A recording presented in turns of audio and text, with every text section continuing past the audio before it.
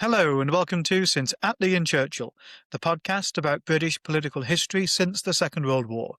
I'm Lee Evans, a historian of the Conservative Party. And I'm Richard Johnson, a historian of the Labour Party and Lee's husband. In each midweek episode, we will be marvelling at glorious pearls of contemporary British political interest. Before we kick off this week's Matters of Interest, just to let you know, well, some of you will know already, that on our Patreon, there is a bonus episode now in which Richard and I zoom out and look back at the Heath versus Wilson elections mini-series. In particular, we consider who really won their 10-year duel. In electoral terms, it's pretty obvious, but in wider legacy terms, it's much more mixed. You can find that on our Patreon, and we'll pop a link to that in the show notes. Richard, why don't you kick off this week's Matters of Interest? Well, my matter of interest this week is the trigger for a Labour leadership contest. Now, this matter of interest was provoked by a discussion, I won't call it an argument, that you and I had, Lee, on a long drive back to Oxfordshire from Birkenhead this past weekend. And on that drive, I thought it was pretty straightforward for me to claim that the Labour Party rulebook allows basically for one MP to push the first domino over that can lead to the removal of Keir Starmer fairly easily, much more easily than I think most commentators say. Now, I think you disagree with this, but let me set out my theory of the case here. So the Labour Party rulebook has this to say about the process for challenging a Labour leader.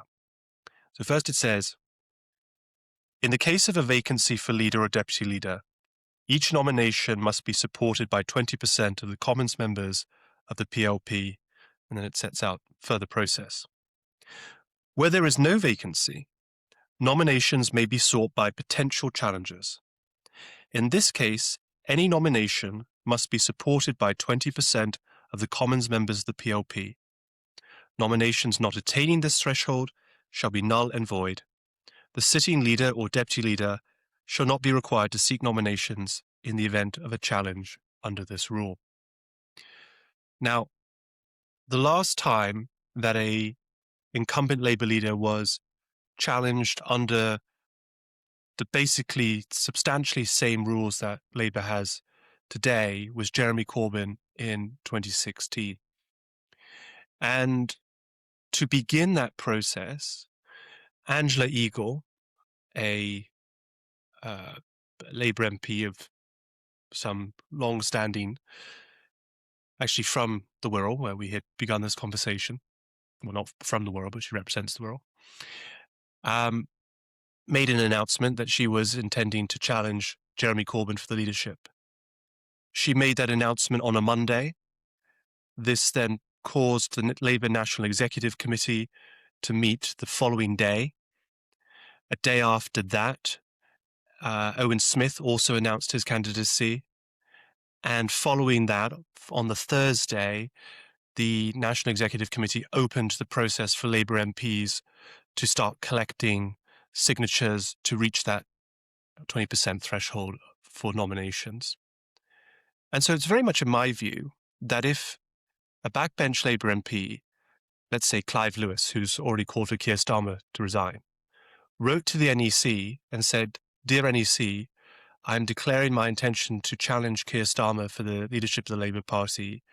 Please could you put in place the process for my gathering of nominations to challenge Keir Starmer," then I think this would lead to the NEC meeting and deciding a window of time for MPs, not just Clive Lewis, but other MPs who would like to challenge the leadership, to gather their signatures for nomination for leader. And then at the end of that window, whatever it is, a couple of days, week, the NEC would decide that the rules are silent on the duration of time. Then that would start the leadership contest. And I think this is significant because it means that someone who can't actually themselves secure the 20% of MPs can smoke out the MPs who could secure the 20% of MPs, but don't want to be the one that fires the starting gun. In other words, the Labour rules allow for a Clive Lewis or some other backbench Labour MP to be the stalking horse or a quasi-stalking horse in the Labour leadership contest. And I've seen basically no one write about this or comment on this. And I'm actually rather surprised that no Labour MP has done this. And I supposedly you're now going to tell me that the reason for that is it's not allowed under the rules, but I'm not quite sure I see that. Well, I bow down to Richard on all matters of Labour history and protocol. But let me set out why I disagree with the view you've set out there. All rule books are unavoidably incomplete in that they do not set out the protocol and procedure for every imaginable situation. There's always quite a large degree of interpretation and subjectivity involved in interpreting even the most matter-of-fact rules. And I think that would be the case in any leadership contest. The actual section of the Labour rule book that talks about leadership contests is really rather short, and the section that talks about nominations extraordinarily short. So if and when there is a challenge to Keir Starmer as leader, the key thing will be convincing the National Executive Committee of the Labour Party that a leadership election is underway. Because what that then does is they open the nominations, they have this window, as Richard set out, and within that window, people can get themselves nominated. Starmer doesn't have to. He may well choose to. That's a different question. So for me, the key here really is, yes, what does the rule book say? But it's ultimately, how do you convince the National Executive Committee that the Labour leadership election has begun? And Richard's view, as I understand it, is that any member of Parliament can stand up or write to the NEC and say, I wish to challenge. And at that point, the NEC will say, in which case a Labour leadership election is underway, i.e. nominations can now be sought for somebody to stand or multiple people to stand for the Labour leadership, should they get the 20%. Now, my view is that that is a recipe for total chaos, and that that would not meet the threshold in this subjective practice of how rules work in reality for the NEC saying, yes, that is in fact the basis for calling a leadership election. Because what you could have in that case is Clive Lewis could pop up and say that I'm doing this. And then a week later say, oh, I've not got the nominations. And then 2 days later, a different MP could pop up and say, well, I'm challenging now. And the NEC would be compelled to open nominations again. And you'd end up almost in this never-ending cycle of Labour leadership nominations almost permanently being open, so long as there was somebody willing to say they believe that they ought to. I don't, in practice, think that is what the NEC would agree to. I think they would say instead that where the rules say, where there is no vacancy, nominations may be sought. That basically means that the ability for MPs to seek supporters is continuously open. And if they get to 20%, i.e. 1 in 5 MPs is willing to support them, then at that stage, they would say, well, there is now a rival nominee, and we believe, therefore, the leadership election has begun. I think that that is much more likely to be the threshold that the NEC would apply. And if I could just say one quick thing about the 2016 challenge, and you're entirely right in the way in which you set that out, but I think it's really key to keep in mind here. It's about how do you persuade the NEC that the election has begun. And in that case, the Parliamentary Labour Party had a vote of no confidence in Jeremy Corbyn as leader, which he lost resoundingly. Now, that may not have been a formal vote and may not have a formal role in the process. It wasn't like a confidence vote in the Tory party, where if the leader loses it, they're gone. This was just the PLP finding a way to set out that they lack confidence in Jeremy Corbyn as leader. But why I think that really matters is that that is then the context in which the NEC judge whether or not a contest is to begin. Then I think it's much easier to imagine how they would sit around the table at a National Executive Committee and say, right, okay, this contest is getting underway, than if just an other backbench MP says, well, actually, I want to have a pop. I have a few points to make in response to what you've just said. I dare say you do. The first thing to say is that I'm not here to say that the rules of the Labour Party are wise, sensible, or good. In my view, they're clearly not. And I think that the way that they've been drafted is pretty disastrous, because I believe that the way they've been drafted does open the possibility of perpetual leadership challenge. There's no clause at all about a freeze period or a protected period in the way that in the Conservative Party, if you survive a leadership challenge, you're protected for a year. Part of this is because the rule book has been changed in piecemeal fashion, and it used to be that you could only challenge a leader at party conference, and that was then taken out. And then there was this weird hangover where it said you could only challenge a leader before party conference. Well, when is before party conference? Every party conference happens every year. So as soon as one finishes, you're before the next one. And so that was taken out. And then no one thought to put in some kind of other mechanism for preventing what you've described, which is rolling leadership challenges. But I actually think that's perfectly within the rules. It's not sensible, but those are the rules. The second thing to say is that your imagining of how this happens is that a candidate has to unofficially collect the signatures of 20% of their colleagues and then go to the NEC and say, I unofficially have collected the names of 20% of my colleagues.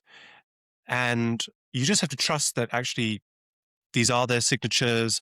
I've not gone through any party process for this. I've just got the scrap of paper that's come out of my office.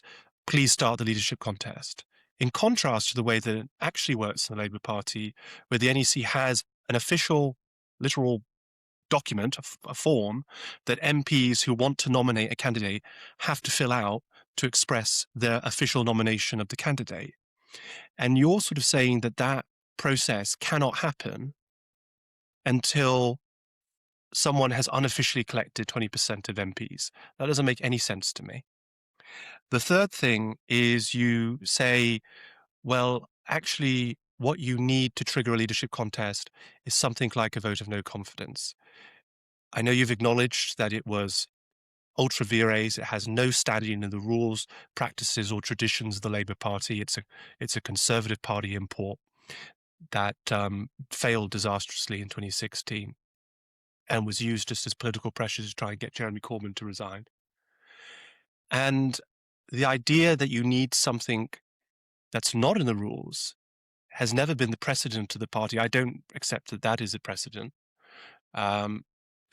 Is very strange to me. It seems to me that the clearer and more straightforward reading of all of this is that where there is no vacancy, an MP can stand up and say, I would like to seek nominations, and then the NEC begins the process for MPs to seek nominations. Where I think you haven't really engaged, if I may put it that way, with my point, is that I think you're looking for something to be clear and straightforward in the words that you've just used about a process which is unavoidably not clear and not straightforward because there isn't enough in the rules.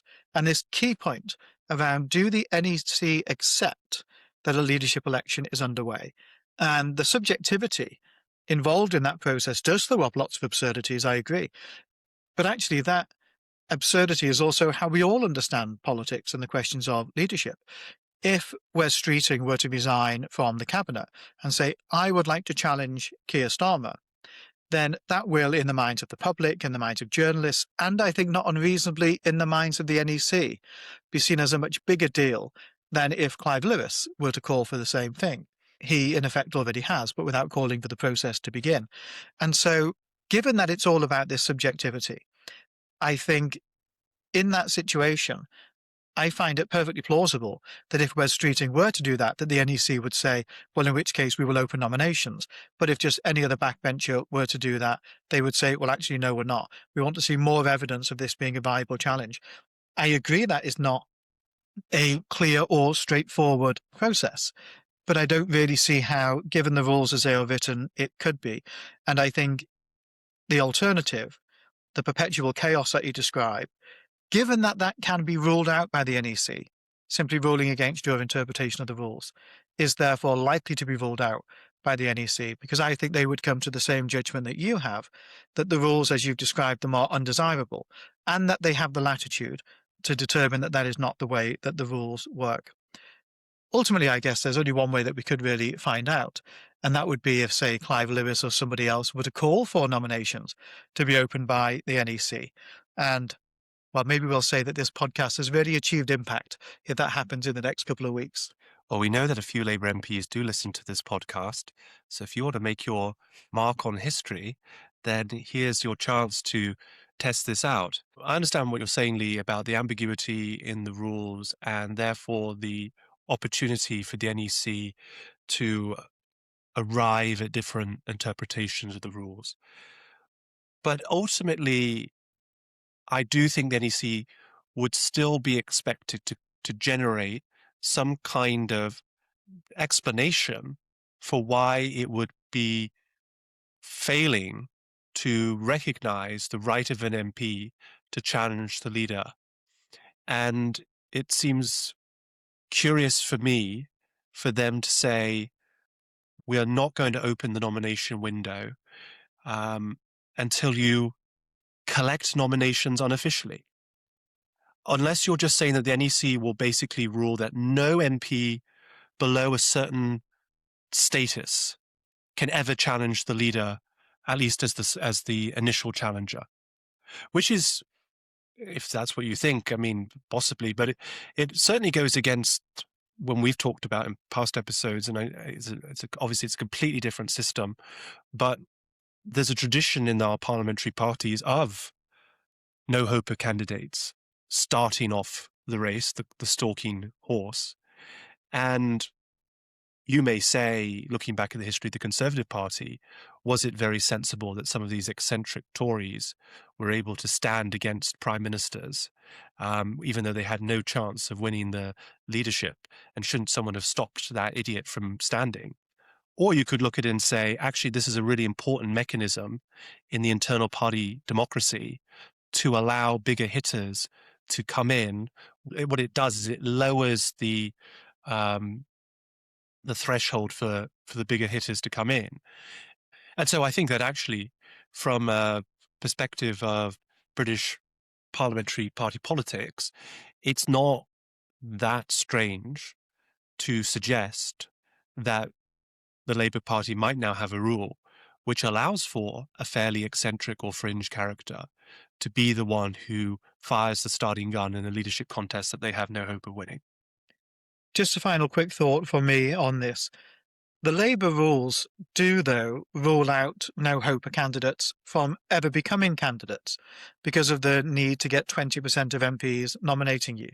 And that is really the big difference between the Labour rules and the Conservative rules historically. So you're right. I mean, in 1989, when history's most famous stalking horse, Sir Anthony Mayor, challenged Margaret Thatcher, all he needed was 2 Conservative MPs to nominate him. They could remain anonymous. There was a requirement that it had to be within a particular window around the time of the Queen's speech. But after that, he was a validly nominated candidate. That was the only threshold, 2 MPs.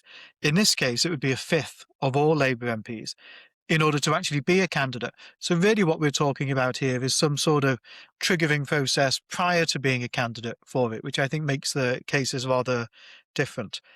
I should just say there was a very final point.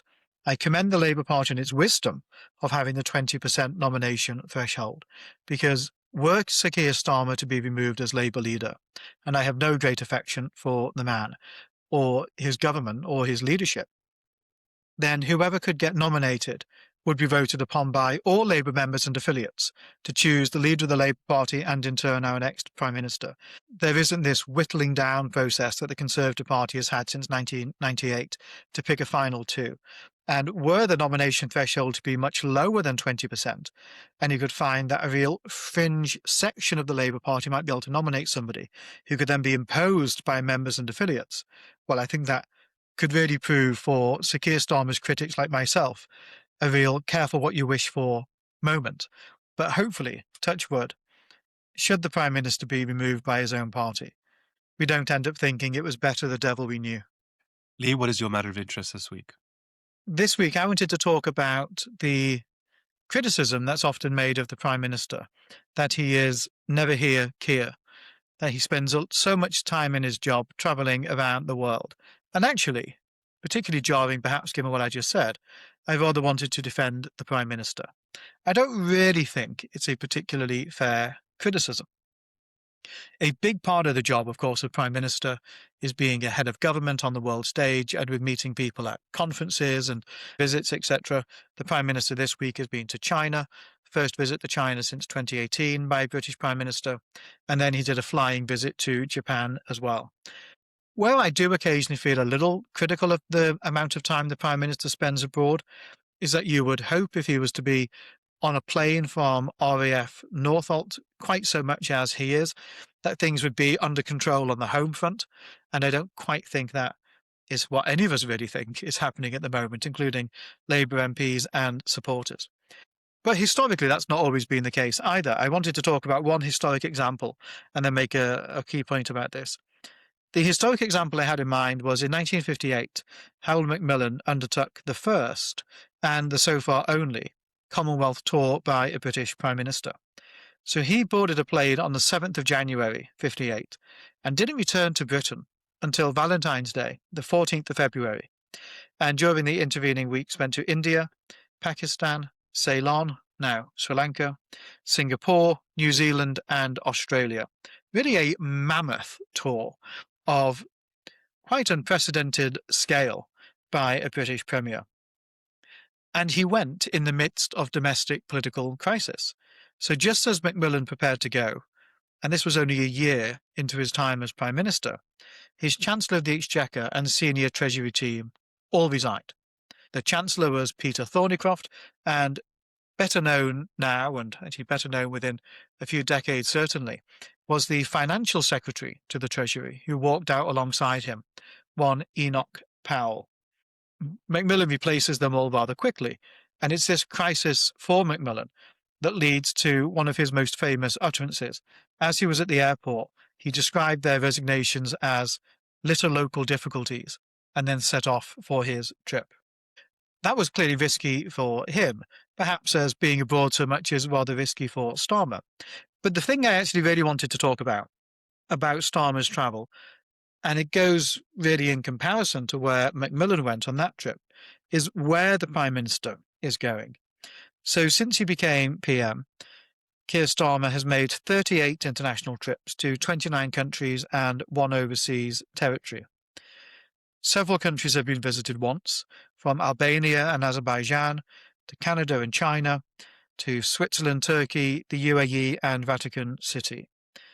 Several countries have been visited twice: Belgium, Brazil, Italy, Norway, and Ukraine. 2 countries have been lucky enough to see our dear leader 5 times. That's Germany and the United States. And 1 country, France, has been visited on 6 occasions. What I found quite striking about it is that the Prime Minister hasn't been, or has barely been, so far, to some of our country's most important and historically closest allies. So there's no Australia visited yet, there's no New Zealand, just 1 trip to Canada, compared to the 5 just south of it to the United States. When he went to China and Japan very recently, he didn't go to 2 of the nearby Commonwealth countries, Singapore or Malaysia. And I rather think you can read in to this how the Prime Minister and how this government, and really how the machinery of government, the Foreign Office and senior advisors in Whitehall, view the world, view where Britain ought to position itself in the world. And I must say, it isn't really my view. I feel a great subscriber to the ideas behind the CANZUK movement, at least in part and in principle, where Canada, the United Kingdom, Australia, and New Zealand could work much more closely together. And I think it's a real sadness, actually, that our government and our current Prime Minister hasn't really prioritised visiting lots of those Commonwealth countries with whom we've historically been so close. I also don't share the criticism of Keir Starmer that he is traveling abroad too much. I think that's a fairly specious charge to make against him. There may be good reasons why the Prime Minister would need to travel abroad.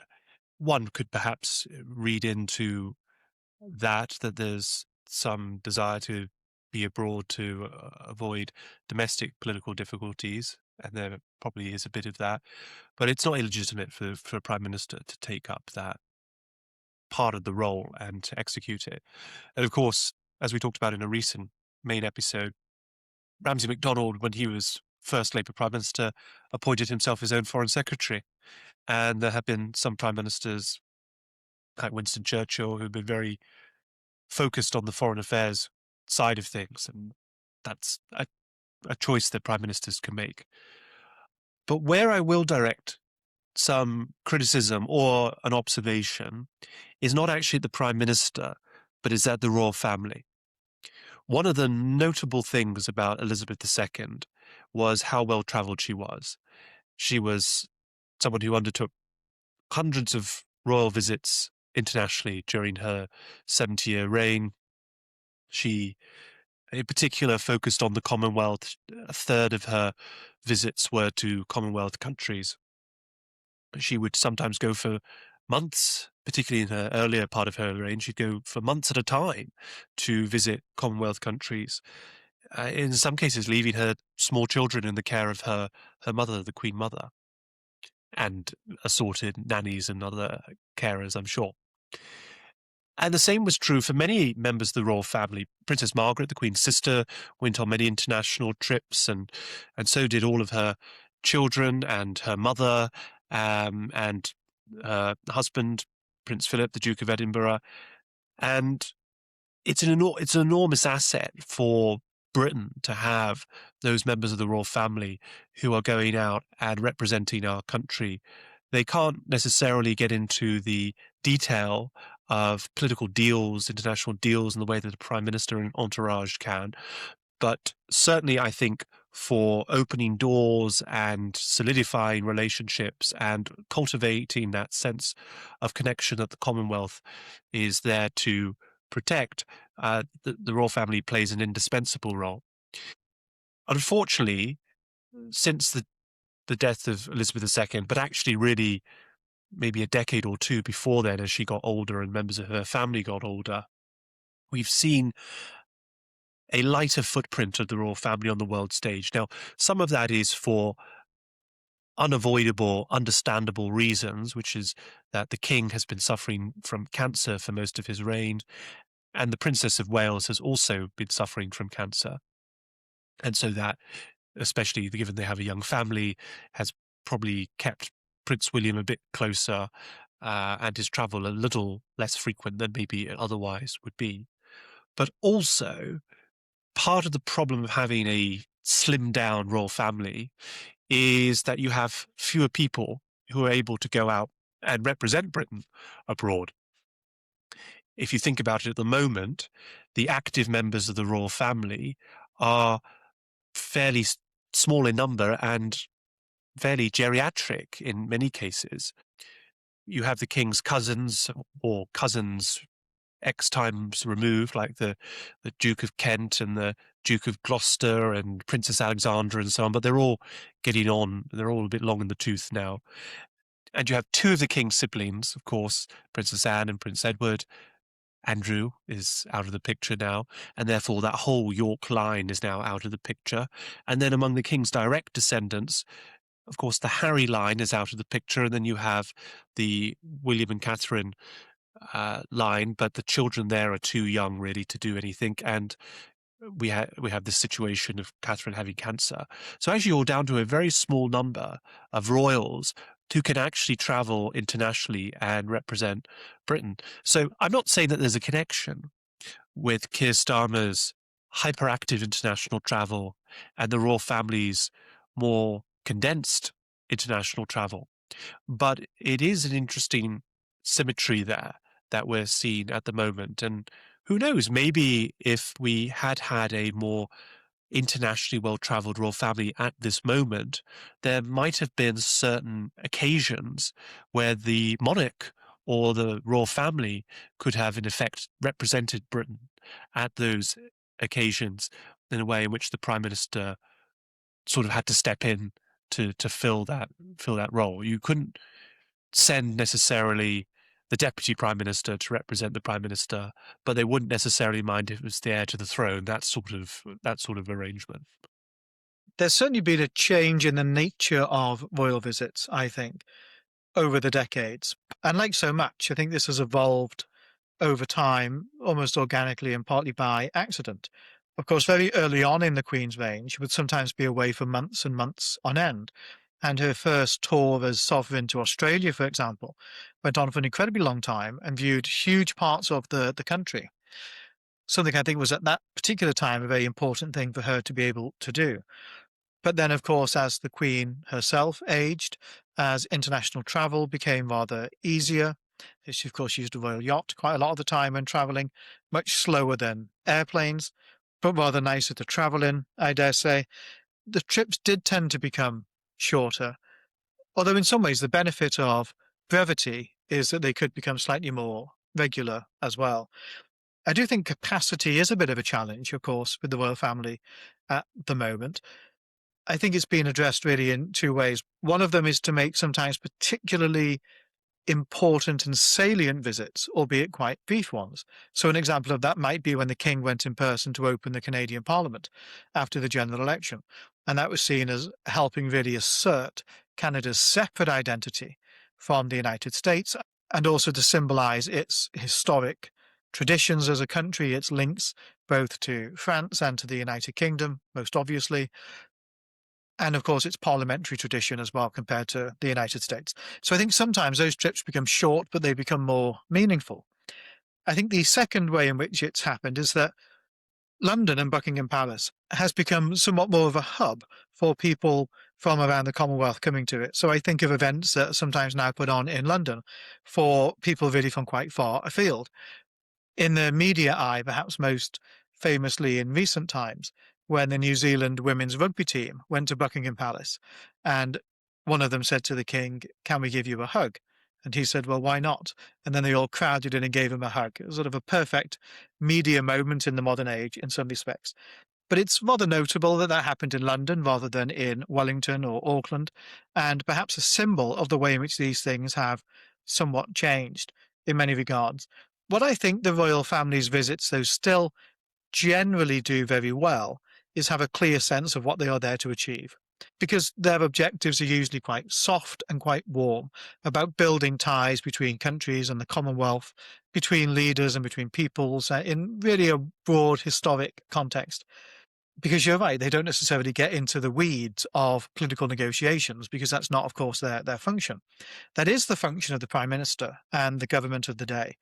And one of the frustrations I have, really, with the way in which Keir Starmer and his government, but previous governments as well, this isn't a partisan attack, is that they often feel so narrow in focus when they're on these world trips. So if we take the China visit that's taken place only recently, so much of the briefing, particularly to journalists that seemed to come out of that, was that this was all about the cost of living. And that this was Keir Starmer going to be talking about the cost of living on this trip for a domestic political audience. Now, the cost of living is hugely important. It is the biggest issue in British politics today. But it's not really relevant to the Prime Minister's trip to China. Whatever he could achieve on that trip is really at the margins of the cost of living. And I think that's arguably exaggerating its importance. And what stood out to me, if I'm honest, and made me rather disappointed about the way we approach these things, is this was a moment for big geopolitical questions about the United Kingdom's relationship with China and the way China positions itself in its own sphere of influence, ever-growing sphere of influence, and the way in which Britain relates to it and that. And instead, it just seemed so parochial and quite trivial. And it brought home, particularly dramatic, I think, because this was China, where the Prime Minister was visiting, the different horizons that countries are sometimes looking to and working towards. That China clearly has this extraordinarily long-term vision. You know, they think in generations or centuries quite often. You can see that in the slow build-up of their soft and hard power in so much of the world that they've now built up over decades and the investment they've put into it. And so many countries like the United Kingdom now, we're thinking in the short term. Now, part of that, of course, is that we are a democracy and they are not. I'd rather be us than them, certainly in that respect. But actually, the fact that we're a democracy shouldn't mean that we can only ever think about what's on the media grid this week or what's in the current news cycle. We should still be capable, as democratic countries, of thinking in the long terms. about having governments that are brave enough to make long-term arguments, about us as voters being mature enough to look for long-term arguments rather than short-term gimmickry. And perhaps I feel that looking at the Prime Minister's most recent trip, the ongoing era of perspective and horizon in this country is really one of our failings as a nation and lies at the heart of many of our national problems. Well, to defend the government, I don't necessarily agree that the cost of living is some kind of short-term concern. I think that it is, particularly when we're thinking about our trading relationships with countries, from one perspective, it is a much longer-term concern. If you take the view that I think many in the government do, I do not, as it happens, because I think this is quite a neoliberal view, but nonetheless, that's the view they have, I think, that if you deepen trading relations and you're deepening trading relations with a producer country and your balance of trade is that you're importing more than you're exporting, as would be the case with China, then you are addressing the cost of living by basically having a deflationary pressure on consumer goods by importing those goods from another country. And that's not something that's here today, gone tomorrow. That's a long-term structural relationship.